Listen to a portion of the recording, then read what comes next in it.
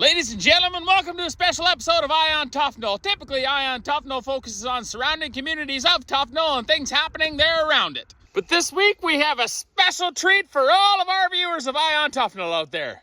Believe it or not, Eye on Tuffnell's very own Quick Dick McDick got a chance to sit down and have a very in-depth, up-close, and personal interview with the Prime Minister of Canada, Justin Trudeau.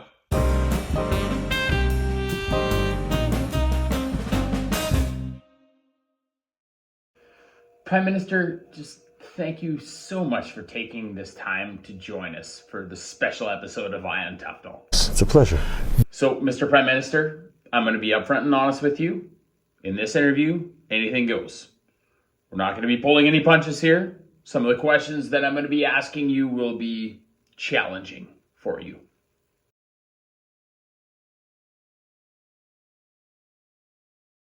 Are you crying already? It's going to be a tough interview, isn't it?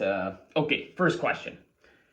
Are there any times where you wake up in the morning and think to yourself, I have absolutely no idea what I'm doing and have no business whatsoever being the Prime Minister of Canada? Yeah, pretty much every morning. Okay, moving on then. Most people that I've spoken to in preparation for this interview say that you are completely unfit to be the Prime Minister of Canada and are slowly tearing it apart piece by piece. What's your thoughts on that? That's actually something that I've been saying for an awfully long time. Well, thank you for agreeing with me, Prime Minister. I've got to be honest. The way you're sitting combined with those socks is making me extremely uncomfortable right now. These are tame socks. I was on my best behavior for all of you. You are one awkward fellow. Okay, you know what? As the Prime Minister of Canada, what are some of the most interesting things that you can tell me about Canada? How am I going to go on this? Canada is a country.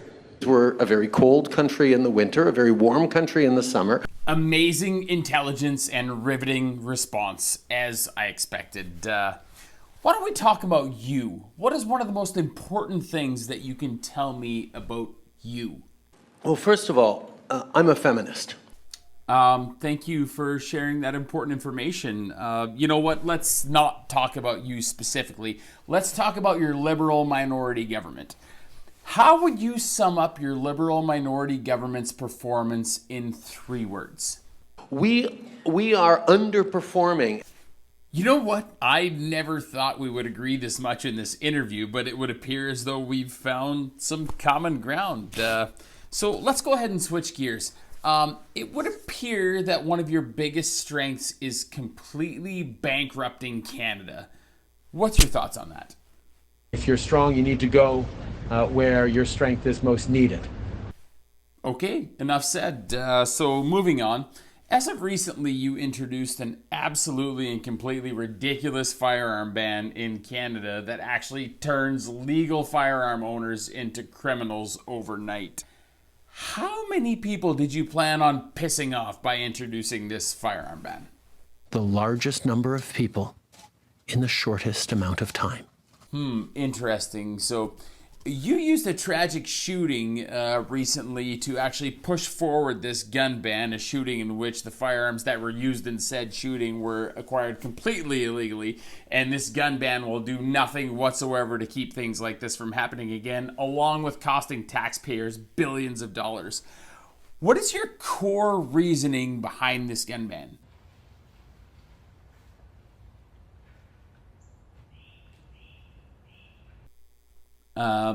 Prime Minister?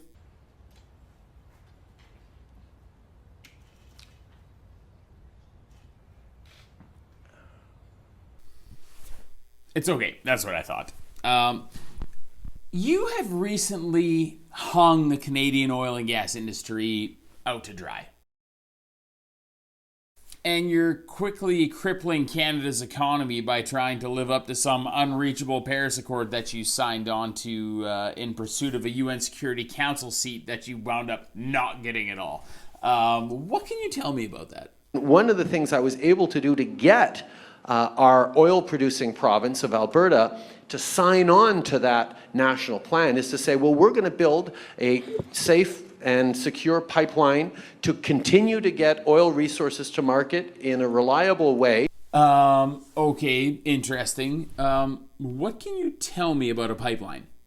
Well, actually, if you think about it, when you're building a pipeline through a remote area, which is where usually they go. Okay, so I'm going to stop you right there. Most Canadians already know that pipelines are built in remote areas.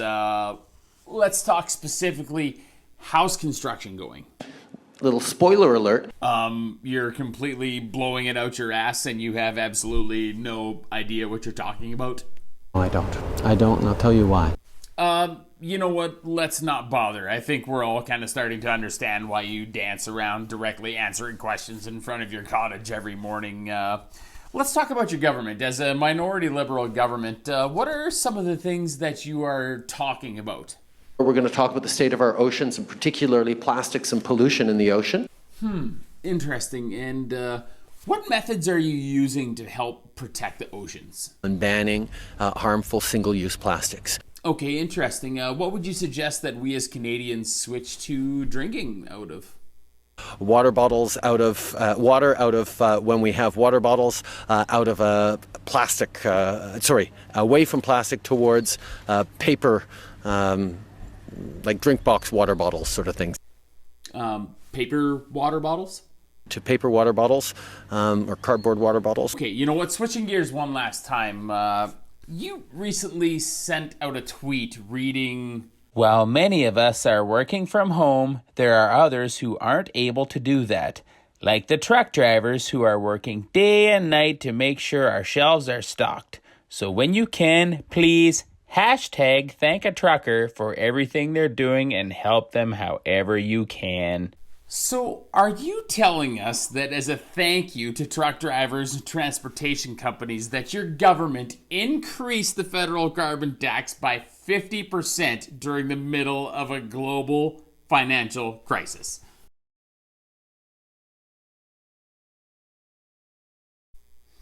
Okay, if truck drivers are so important in keeping the country fed and clothed, why would you punish them along with agricultural producers and consumers by raising this punitive carbon tax by 50% during these trying times? Our plan on pricing pollution puts more money up front into people's pockets than they would pay with the new price on pollution. Prime Minister, can you explain to me specifically how it puts money back into their pockets?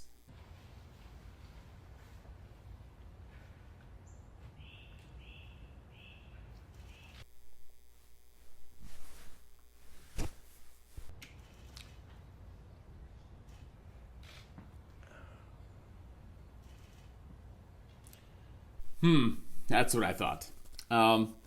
With countless horrendously poor decisions like this and embarrassing moments as the leader of our country, what can we expect from you going forward in the future? There are many more moments to come. Well, just as we expected, Prime Minister. Final question. What is the one thing that you tried hardest not to do during this interview with me? Speaking moistly. Well, thank you for trying, Prime Minister. Is there any chance you can try a little harder at growing that beard? Oh, what a terrible image. Well, I actually couldn't agree more. I just want to take this moment to thank you so much for joining us for this special episode of Eye on Tuffnell, Prime Minister Longstockings. My pleasure. Well, I'm glad somebody got some sort of pleasure out of it. And a special thank you to all of our viewers for joining us for this special episode of Eye on Tuffnell. Until next time, this is Quick Dick McDick signing off, reminding you that if you don't want a Prime Minister that seriously blows, for goodness sake, stop electing Justin Trudeau's. We'll catch you next time.